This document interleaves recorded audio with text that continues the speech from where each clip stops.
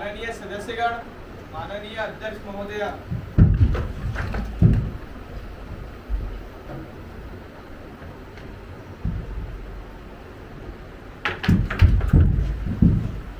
मैं युवा संसद में आप सबका अभिनंदन करती हूँ। युवा संसद में आप सबका स्वागत है। युवा संसद के उद्देश्य विद्यार्थियों को सदस्य संसदीय प्रक्रिया समझाना, सार्वजनिक विषयों में रुचि बढ़ाना, वाद विवाद के बाद निर्णय लेने की क्षमता का विकास करना, सामूहिक विचार विमर्श में प्रशिक्षण देना, दूसरों के विचारों को सम्मान देना एवं विद्यार्थियों में नेतृत्व के गुण का विकास करना रहता है। मुझे पूर्ण विश्वास है कि संसद की कार्यवाही को सुचारू रूप से चलाने में आप सभी मेरा पूर्ण सहयोग देंगे एवं संसदीय गरिमा को बनाए रखेंगे। महासचिव जी, नवनिर्वाचित सदस्यों को शपथ ग्रहण कराई जाए। महोदय, मैं अनुरोध करती हूँ कुमारी सैलीन जी से, जो हिमाचल प्रदेश के सिवान क्षेत्र से सांसद चुनी गई हैं, वह शपथ ग्रहण करें।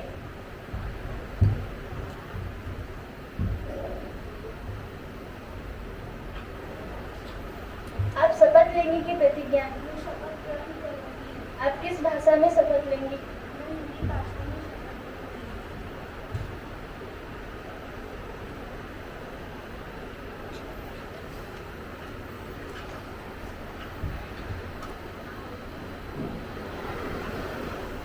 मैं शेरिंग युवा संसद की सदस्य निर्वाचित हुई हूँ।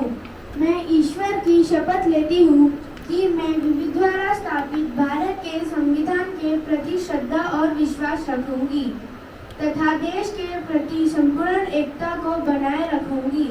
जिस पद को मैं ग्रहण करने वाली हूँ, उसके कर्तव्य का श्रद्धापूर्वक पालन करूंगी।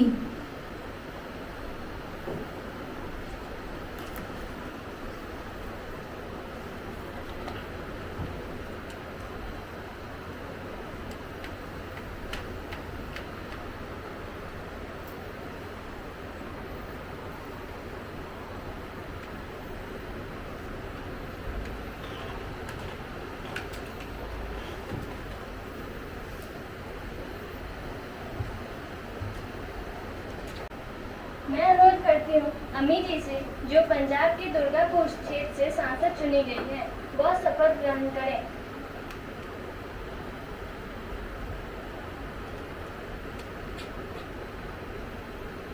आप शपथ लेंगी की प्रतिज्ञा? आप किस भाषा में शपथ लेंगी?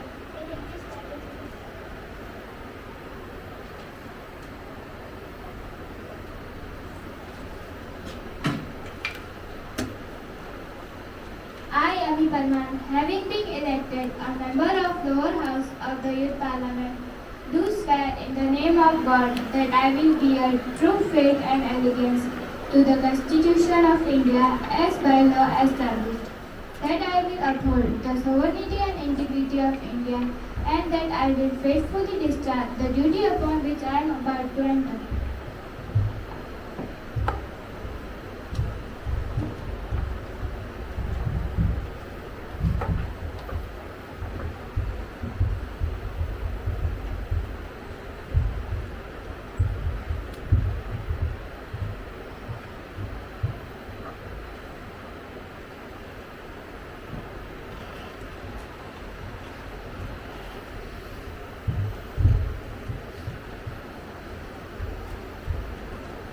Of foreign guest. अब मैं आप सबको हमारे बीच मौजूद विदेशी मेहमानों से परिचित करवाना चाहती हूँ। मिस एंक्रिया from America, mister George from Italy, chief of defence staff Shri Bipin Rawat ji की 8 दिसंबर 2021 को तमिलनाडु के कोल्लूर में भारतीय वायुसेना के विमान दुर्घटना में मृत्यु हो गई है। मैं देश की तरफ से उन्हें श्रद्धांजलि अर्पित करना चाहती हूँ। माननीय प्रधानमंत्री जी जीवन के ऊपर प्रकाश डालें। Honorable Speaker, General Bipin Rawat was an outstanding soldier and a true patriot. He greatly contributed to modernizing our armed forces and security apparatus. His insight and perspective to strategic matters were exceptional. His passing away, he saddened me deeply. Om Shanti. Kumari रुद्राक्षी। Sir जो किसी के आगे न झुका, मातृभूमि की खातिर किया समर्पण, ऐसे वीर को हमारा नमन। माननीय अध्यक्ष महोदय, मैं विपक्ष नेता और समग्र विपक्ष की ओर से chief of army staff Bipin Rawat ji को श्रद्धांजलि अर्पित करती हूँ।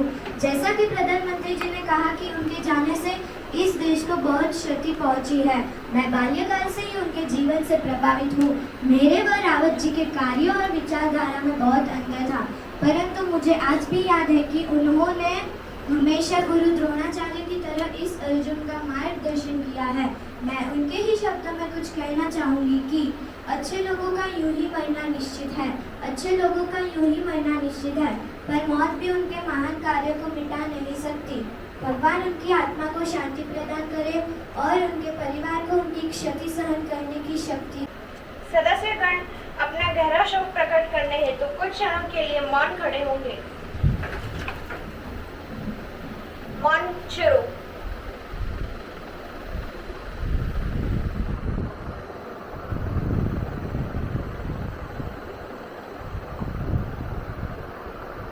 As it is.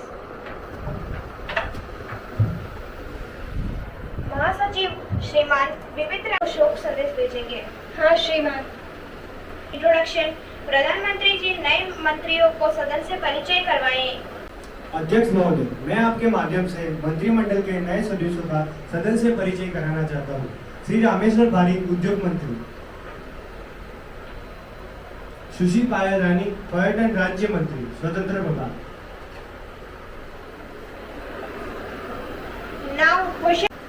Now question hour starts.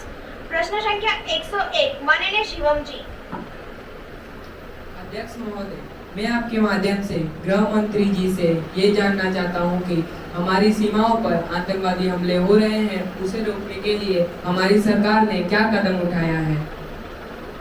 माननीय गृह मंत्री जी। से मैं सदन को ये बताना चाहता हूँ कि हमारा देश आतंकवाद के सामने ना झुका है ना कभी झुकेगा। हम उस देश के वासी हैं जहाँ डाल डाल पर सोने की चिड़िया का बसेरा है। मैं मेरे काबिल दोस्त और इस सदन को यह अवगत करना चाहता हूँ कि हाल ही में हमारी जाबाज सेना पुलवामा और पहलगाम में हमला करके आई है और कई सारे आतंकी अड्डों का खात्मा किया है और हवाई हमलों से भी आतंकवादियों को मुंह तोड़ जवाब दिया है। सदन में शांति बनाए रखे। प्रश्न संख्या 102 सुश्री कुमारी तृप्ति जी। Shriman, I want to know from Agriculture and Food Minister that on the present time the price of onion and potato were highly improving. How can government try to control the price and give relief poor people? माननीय agriculture and food minister mister शान जी। Manyavar, I am happy to inform to the Parliament that we import 12,000 tons of onion and 20,000 tons of potato from China and Russia. We will control the prices of onion and potato in the short time. संसद की गरिमा को बनाए रखे और कृपया सदन में शांति बनाए रखे। माननीय वंश जी। आरोग्य मंत्री जी से यह जानना चाहता हूँ कि अभी कोरोना काल चल रहा है तो नागरिकों की सुरक्षा हेतु एवं जो इस रोग से संक्रमित हो रहे हैं उनके लिए कोई व्यवस्था की गई है, और मैं ये भी जानना चाहता हूँ कि इस बीमारी की वैक्सीन का प्रावधान सरकार कर रही है या नहीं। माननीय स्वास्थ्य मंत्री कुमारी रिया जी। से मैं वंश जी एवं सदन को इस बात से अवगत कराना चाहूँगी कि वर्तमान सरकार ने अहमदाबाद की सिविल अस्पतालों में 1500 बेड की व्यवस्था की है एवं सभी प्राइवेट और सरकारी अस्पतालों में भी पूर्ण रूप से सहयोग देने की सूचना दी गई है। मान्यवर, मैं सदन को बताना चाहूँगी कि जब विपक्ष सरकार थी तब 1999 में मलेरिया डेंगू जैसी बीमारी के कारण सारे नागरिक की मृत्यु हुई थी, लेकिन वर्तमान सरकार के प्रधानमंत्री जी की दूरदृष्टि के कारण हमारा देश न कभी झुकेगा न कभी रुकेगा। प्रश्न संख्या 104 माननीय जानवी जी। Respected ma'am, I want to know through you from Education Minister that in present time the dropout ratio of girl child in our country is going on, and in some areas the government school was closed because of low students. Are you admitted in government schools? What step was government taking for decrease dropout ratio of girl child and grow up government school structure? माननीय मंत्री कुमारी धानवी जी। अध्यक्ष श्री, आपके माध्यम से मैं माननीय नेताजी और सदन को ये बताना चाहती हूँ कि हमारी प्रवर्तमान सरकार ने बालिकाओं का विद्यालयों में अपव्यय कम करने हेतु की सारी योजनाएं लागू की है, जैसे कि सुकन्या समृद्धि योजना, नमो लक्ष्मी योजना जैसी योजनाएं हमारी सरकार ने शुरू की है। पीएम श्री योजना के अंतर्गत सरकारी स्कूल्स को मॉडल स्कूल्स के तौर पे न्यू इंफ्रास्ट्रक्चर के साथ डेवलप की जा रही है। आरटीई योजना के तहत छात्र पहली कक्षा से लेकर 8वीं कक्षा तक प्राइवेट स्कूल्स में मुफ्त में पढ़ाई कर सकता है। हमारी सरकार ने वर्तमान बजट में सुधार करके शिक्षा के लिए 10,000 करोड़ रुपए खर्च करने का प्रावधान रखा है। प्रश्न संख्या 105 माननीय कुमारी हनी जी। आपके माध्यम से road and transport minister Vanshika ji से अवगत करना चाहती हूँ कि जहाँ नजर नहीं जाए वहाँ रोड कम खड्डे ज्यादा है। हर रोज एक्सीडेंट से बचकर इंसान को झेलना पड़ता है। एक बात समझ नहीं आती, करोड़ों रुपए के ब्रिज साल भर भी क्यों नहीं टिक पाते। मान्यवर, आजकल रोड एक्सीडेंट के कारण और रास्तों में खड्डों के कारण कई मासूम नागरिकों की जानें जाती है। लगता है वर्तमान सरकार को आम नागरिकों के जीवन का कोई मूल्य नहीं है। सरकार क्या कर रही है इस बारे में कुछ समझ नहीं आता। कृपया मंत्री जी से अनुरोध है कि सदन को इस बारे में कुछ जानकारी दें। माननीय मंत्री श्री कुमारी वंशिका जी। अध्यक्ष जी, आपके माध्यम से मैं मेरे होनहार मित्र को यह अवगत करना चाहती हूँ। ये तो ऐसी बात हुई, उल्टा चोर कोतवाल को डांटे। उनकी सरकार थी तब रोड का मिट्टी दिखती थी, रास्ते का रोड बारिश होते ही वहाँ पर कीचड़ के अलावा कुछ नहीं दिखता था। मान्यवर, हमारी सरकार ने सभी नेशनल हाईवे को मॉडल तरीके से प्रस्तुत किया है। रास्ते के दोनों ओर ग्लोबल वार्मिंग को ध्यान में रखते हुए पेड़ लगाए गए हैं। हाईवे के सभी पेट्रोल पंप पर सैनिटेशन की सुविधा रखने का प्रावधान लगाया गया है। Message from Rajya Sabha. महासचिव युवा संसद की राज्यसभा से प्राप्त संदेश को पढ़ेंगे। श्रीमान, मुझे युवा संसद की राज्यसभा के महासचिव से प्राप्त निम्नलिखित संदेश की सूचना देनी है। युवा संसद को राज्यसभा के पारित तथा कार्य संचालक विभाग के अनुसार मुझे रेलवे यात्री सुविधाएं सुधार विधेयक 2014 improvement of passenger facility railway bill 2014 की प्रति सभा पटल पर रखने का निर्देशन हुआ है, जो राज्यसभा द्वारा 5 फरवरी 2014 को हुई बैठक में पारित किया गया था। महासचिव राज्यसभा द्वारा पारित किए गए विधेयक की प्रति सभा पटल पर रखेंगे। महोदय में राज्यसभा पारित किए गए रेलवे यात्री सुविधाएं सुधार विधेयक 2014 की एक प्रति सभा पटल पर रखती हूँ।